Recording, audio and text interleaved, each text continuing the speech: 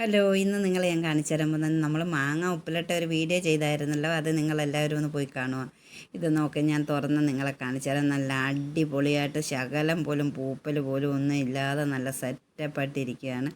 ഇത് നമുക്ക് മാങ്ങ കറി വെക്കാനും നമുക്ക് മാങ്ങ ഇല്ലാത്ത സമയത്ത് നമുക്ക് ചമ്മന്തി അരയ്ക്കാനും അല്ലെങ്കിൽ മീൻ കറി വെക്കാനും ഒക്കെ നമുക്ക് ഉപയോഗിക്കാം. നല്ല അടിപൊളിയായിട്ടിരിക്കുകയാണ്. ഞാൻ അതിൽ നിന്ന് ഒരെണ്ണം എടുക്കുകയാണ്. ഇത് ഞാൻ കഞ്ഞിക്ക് ചമ്മന്തി അരയ്ക്കാമെന്ന് വിചാരിച്ച് ഞാനൊരു ചമ്മന്തി അരയ്ക്കാനായിട്ട് എടുക്കുകയാണ്. അപ്പോൾ ചമ്മന്തി അരയ്ക്കാനായിട്ട് ഞാൻ ചമ്മന്തി അരച്ചിട്ട് ഞാൻ കാണിച്ചു തരാം. ഞാൻ കല്ലേൽ അരച്ച് ചമ്മന്തി ഉണ്ടാക്കാൻ പോവാം. അപ്പോൾ അതിൽ നിന്നൊരു മാങ്ങ എടുത്തിട്ട് അതെല്ലാം ചെത്തേണ്ട ആവശ്യമില്ല. ഇങ്ങനെ കട്ട് ചെയ്തിടുക. കട്ട് ചെയ്തിട്ടതിന് ശേഷം അതിൻ്റെ കൂടെ നമുക്ക് കുഞ്ഞുള്ളിയും പച്ചമുളകും കാന്താരിയൊക്കെ ഉണ്ടെങ്കിൽ നല്ല അടിപൊളിയാണ്. ഇവിടെ കാന്താരി ഇല്ല, അതുകൊണ്ട് ഞാൻ സാധാരണ അല്ലാത്ത പച്ചമുളകാണ് എടുത്തിരിക്കുന്നത്. ഇത് നമ്മുടെ കൊടിയെന്ന് വെച്ച മുളക് തന്നെയാണ്. ലേശം ഇഞ്ചിയും കൂടെ വെച്ച് നമുക്ക് കല്ലിൽ അരച്ച് ചമ്മന്തിയാക്കി എടുക്കാം.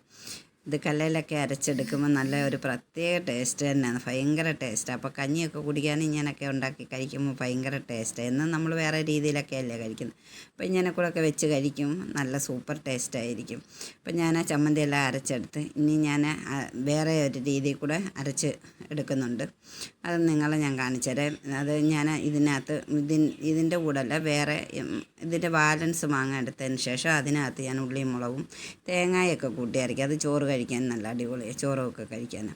അപ്പോൾ തേങ്ങ കൂട്ടി അതും അരച്ചെടുക്കാം. എന്നിട്ട് ഇത് ഞാൻ കൊണ്ടുവച്ച കഞ്ഞി എല്ലാം റെഡിയായി. അപ്പോൾ കഞ്ഞിക്ക് കഴിക്കാം. മറ്റേ തേങ്ങ വെച്ചരച്ചതും നിങ്ങളെ ഞാൻ കാണിച്ചത് തേങ്ങ വെച്ചരച്ചാണിത്.